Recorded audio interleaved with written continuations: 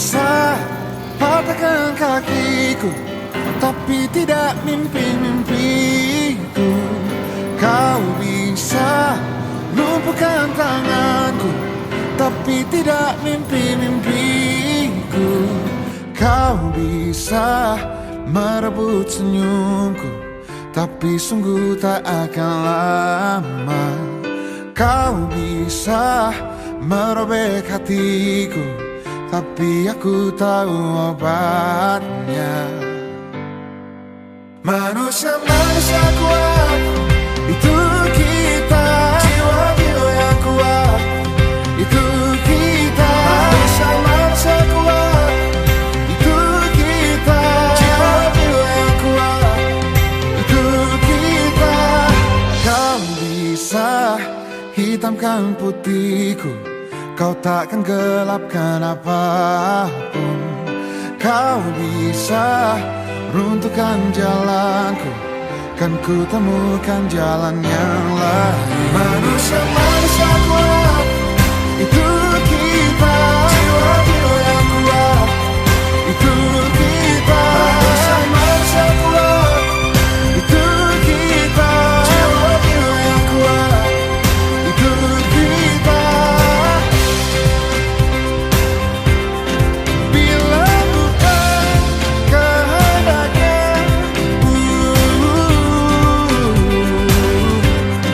tidak satu pun jelasmu akan bawa bahaya.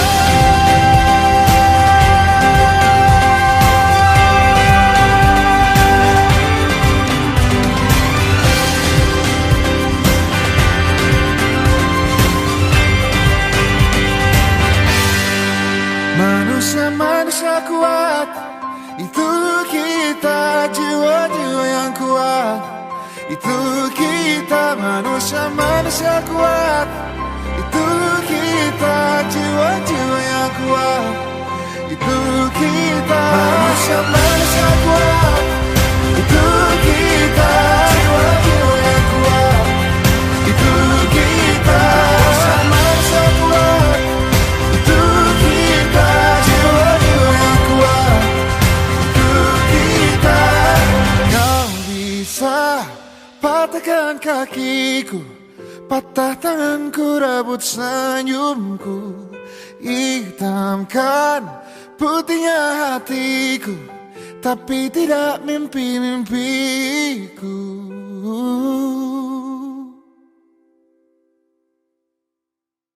Manusia kuat, itu kita. Jiwa-jiwa yang kuat, itu kita. Manusia-manusia kuat, itu kita. Jiwa-jiwa yang kuat, itu kita. Manusia-manusia kuat, itu kita. Jiwa-jiwa yang kuat, itu kita. Kau bisa patahkan kakiku, patah tanganku, rebut senyumku, hitamkan putihnya hatiku, tapi tidak mimpi-mimpiku.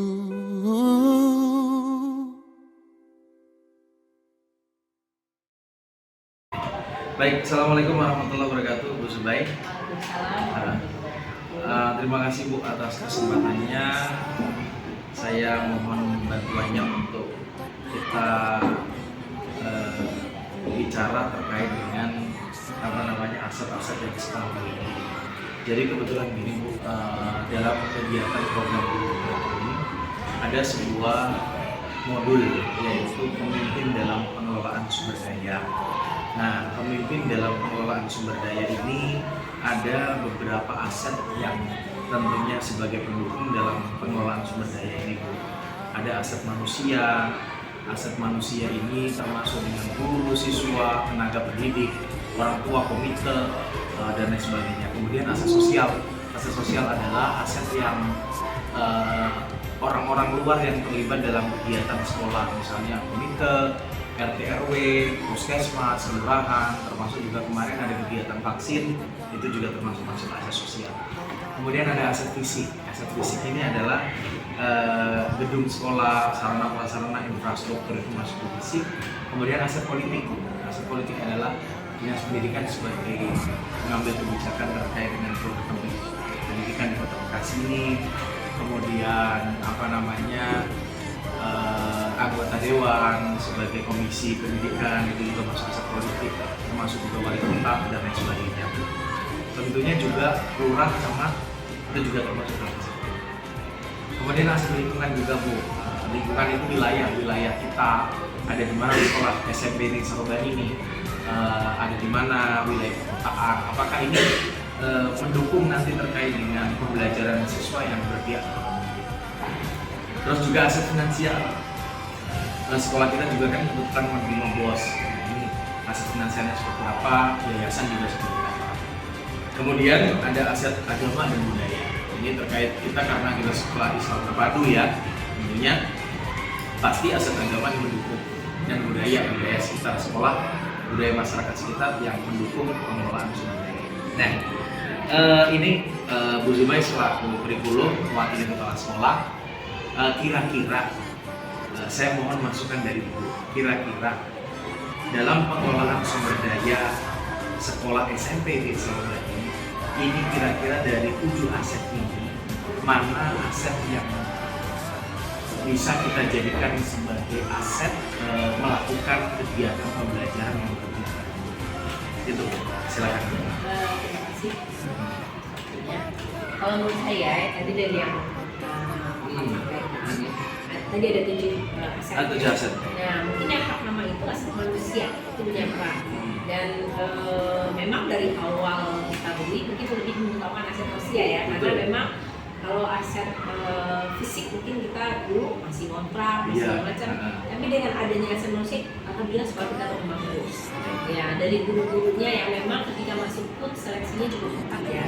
Ketatnya itu maksudnya dilihat dari segi pemahaman agamanya juga dilihat, jadi tidak hanya dari keilmuan yang diampu, tapi karena kita sekolah gede juga mensyaratkan minimal bisa baca Al-Quran dengan baik. Kemudian hafal juz 30 ya, walaupun tidak 30 juz tapi minimal juz 30. Kemudian karakter yang lainnya jadi tidak merokok. Kemudian dilihat juga dengan karakter yang lainnya itu semuanya dipertimbangkan ketika belum masuk. Termasuk harus sudah S1 ya? Ya, itu syaratnya juga. Jadi memang dari dulu ketika masuk sudah dilihat seperti itu. Nah, kemudian siswa juga konsep buat kita ya. Karena dengan makin banyaknya siswa sekolah kita yang berkembang. Dan alhamdulillah di sini ada dari kuantitas tambah ya. Kuantitasnya juga bertambah. Ini kemudian apa lagi, orang tua juga cukup dengan kegiatan kita. Jadi kalau saya aset manusia itu pertama Termasuk komite ya Bu ya? komite juga mendukung kegiatan kita. Jadi mereka memberikan masukan, memberikan support. Bahkan ketika kita berpindah rumah, mereka memberi ayo apa yang bisa kami bantu. Baik, siap. Nah, kemudian saya berperan lagi adalah aset agama dan budaya. Karena memang karena kita adalah sekolah Islam terpadu yang labelnya itu sudah dapat agama BSIP, memang agama ini yang menjadi ini kita, misalnya apa ya, poin dasar kita, apalagi visi sekolah kita yang pertama itu religius. Nah itu juga menjadi aset penting buat kita, karena kenapa kemudian orang tua memilih anaknya untuk melakukan ini, karena yang tadi dari segi aset budaya agama tadi. Jadi anak di sini kita biasakan untuk duha, kemudian tilawah di pagi hari, dimulai dengan duha dan tilawah kemudian kita kemudian orang tua memilih anaknya untuk melakukan ini, karena yang tadi dari segi aset budaya agama tadi. Jadi anak di sini kita biasakan untuk duha, kemudian tilawah di pagi hari, dimulai dengan duha dan tilawah kemudian kita kemudian membiasakan jam Qurannya banyak, kemudian jam PAI-nya juga lebih banyak ya, walaupun kita materi namanya ya maksudnya nggak ada sekolah tapi sudah digabung dalam ya muatan agamanya tuh lebih banyak ya jadinya ya. Ya, lalu kita juga menambahkan belajar bahasa Arab di sini. Kemudian kita juga membiasakan anak untuk sholat berjamaah di zuhur dan asar. Membiasakan mereka tilawah Quran. Bahkan program terbaru kita juga kemarin membiasakan puasa sunnah. Ini dengan pembiasaan tersebut berharap anak itu melakukan ibadahnya itu sudah dengan kesadaran sendiri. Kalau dari aset sosial atau fisik ada nggak Bu? Kalau kita lihat kan aset fisik kan meskipun ada beberapa sarana yang masih kurang, tapi tentunya sekolah sudah memiliki sarana pembelajaran, sarana media pembelajaran di kelas itu kan sudah cukup, dalam arti ada proyektor, ada sound system yang tentunya memudahkan Bapak Ibu guru dalam kegiatan pembelajaran itu kan termasuk bisa memenuhi kebutuhan siswa sesuai dengan gaya belajar dan kemampuan siswa. Gimana menurut Ibu dari aset sosial dan fisik? Aset sosial itu tadi baru 2 ya? Betul. Nah, kalau aset sosial itu kita termasuk sekolah yang cukup dapat dukungan banyak dari lingkungan sosial kita ya. Baik dari puskesmas yang memang kita bersama dengan puskesmas di sini, kemudian memberikan penyuluhan kepada anak-anak, memberikan pemeriksaan juga yang berkala, kemudian kita juga vaksin ya kemarin, terus kemudian dengan lingkungan kita juga, dengan masjid dekat sini, Masjid Al Hidayah ya, kita sholat Jumat di Masjid Al Hidayah. Termasuk itu juga ya Bu ya, sempat waktu itu kita adakan program gerakan anti bullying, kita melibatkan Bimaspol melibatkan Bimaspol dari lingkungan Kelurahan Bintara ya, dari polisi wilayah sini gitu ya, tapi saya Bu ya. Jadi itu termasuk aset yang juga. Oke. Nah kalau dari fisik gimana Bu? Jadi gini Bu, ketika kita melihat pengelolaan dalam pemberdayaan dalam pengelolaan sumber daya ini, kita berorientasi kepada termasuk itu juga ya Bu ya, sempat waktu itu kita adakan program gerakan anti bullying, kita melibatkan Bimaspol melibatkan Bimaspol dari lingkungan Kelurahan Bintara ya, dari polisi wilayah sini gitu ya, tapi saya Bu ya. Jadi itu termasuk aset yang juga. Oke. Nah kalau dari fisik gimana Bu? Jadi gini Bu, ketika kita melihat pengelolaan dalam pemberdayaan dalam pengelolaan sumber daya ini, kita berorientasi kepada asset based thinking, bukan deficit based thinking. Kalau kita berpikir asset based thinking itu kan berarti aset yang kita miliki seperti apa, bukan hanya berpikir kekurangan yang kita miliki. Kalau kekurangan yang kita miliki yang selalu kita pikirkan, akhirnya kita tidak akan maju, mikirin yang negatif terus. Nah, kalau dari segi aset fisik menurut Ibu bagaimana, dan aset lingkungan serta finansial gimana menurut Ibu? Jadi kalau dari aset fisik, walaupun sekolah kita mungkin lokasinya di dalam di dalam perumahan kemudian tidak terlalu luas, tapi sebenarnya itu mendukung loh. Ketika kita berada dalam perumahan, kita lebih tenang, tidak bising oleh jalan raya, walaupun memang pencapaiannya agak benar. Terus kemudian lokasi kita mungkin tidak terlalu luas ya, tapi dengan seperti itu kita mudah sebenarnya mengawasi anak-anak, kita lebih mudah menjangkau mereka. Itu salah satu keuntungannya ya, dengan tidak terlalu luas. Tapi sekolah juga sebenarnya memikirkan itu, tidak lupa juga menyediakan sarana prasarana seperti di kelas-kelas sudah tersedia LCD gitu kan, untuk memudahkan pembelajarannya kalau harus memakai teknologi, gurunya belajar pakai teknologi. Kemudian lab kita juga sudah memadai untuk kemarin AIBK, kita tidak perlu menumpang ke sekolah lain, tapi kita sudah bisa sendiri ya. Anak-anak juga bisa pelajaran tim langsung di lab tersendiri. Ya, seperti itu.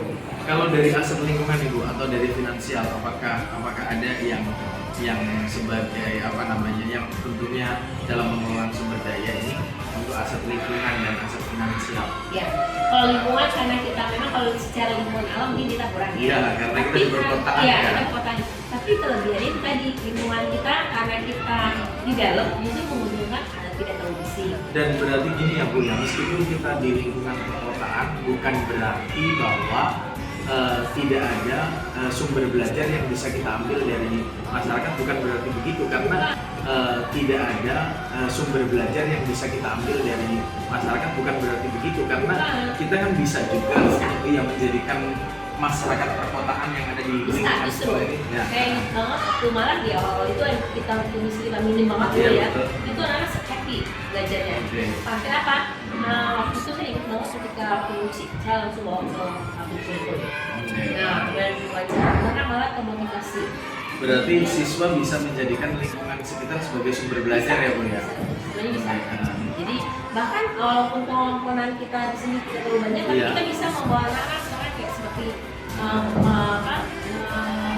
biologi misalkan. Mereka bisa langsung identifikasi ini monokotil atau dikotil dari insiden sampai oleh guru. Atau termasuk proses dari kegiatan ekonomi kreatif, siswa bisa melihat proses orang jual beli dan lain sebagainya di lingkungan Bisa, sekitar. bahkan mereka sudah praktik sendiri kalau di sini. Kalau dari aspek finansial gimana? Nah, kalau finansial memang kalau dari sekolah dari sekolah swasta kita tidak terlalu sekolah swasta yang baik, tapi kita alhamdulillah bisa mengelola aset finansial itu dengan baik. SPP siswa masih bisa dikelola oleh yayasan dengan baik, penempatannya untuk guru, untuk pengembangan sekolah, kemudian dana BOS juga dikelola dengan baik, sehingga sampai saat ini sih tidak ada masalah ya kita dengan finansial, tidak ada. Dan termasuk biaya masih terjangkau sehingga seluruh masyarakat masih bisa.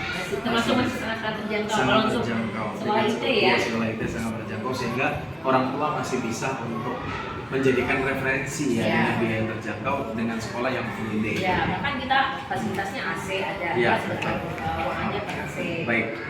Oke Bu, saya rasa ini penjelasannya cukup jelas terkait dengan pemetaan pengelolaan sumber daya dari aset-aset yang kita miliki. Nah, kira-kira menurut Ibu dari 7 aset yang ada tadi, yang dominan sebagai pendukung pengelolaan sumber daya di SMP Twin Sarobani ini aset apa Bu? Ya, paling dominan tadi yang nomor 1, aset manusia, kemudian aset agama, budaya, kemudian yang berikutnya itu aset sosial. Itu sangat dominan di kita. Buat kita sampai sekarang tuh masih bisa bertahan dan berkembang malah. Itu yang paling dominan. Baik, oke baik Ibu, terima kasih atas diskusi dan pemetaannya untuk aset-aset ini.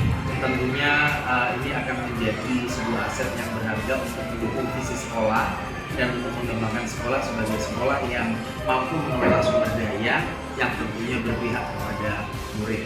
Dan tentunya kegiatan pemetaan ini monokotil atau dikotil dari insiden sampai oleh guru. Atau termasuk proses dari kegiatan ekonomi kreatif, siswa bisa melihat proses orang jual beli dan lain sebagainya di lingkungan Bisa, sekitar. bahkan mereka sudah praktik sendiri kalau di sini. Kalau dari aspek finansial gimana?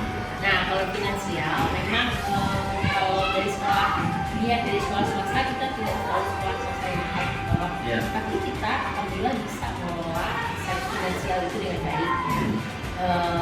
SPP siswa masih bisa dikelola oleh yayasan dengan baik, penempatannya untuk guru, untuk pengembangan sekolah, kemudian dana BOS juga dikelola dengan baik, sehingga sampai saat ini sih tidak ada masalah ya kita dengan finansial, tidak ada. Dan termasuk biaya masih terjangkau sehingga seluruh masyarakat masih bisa.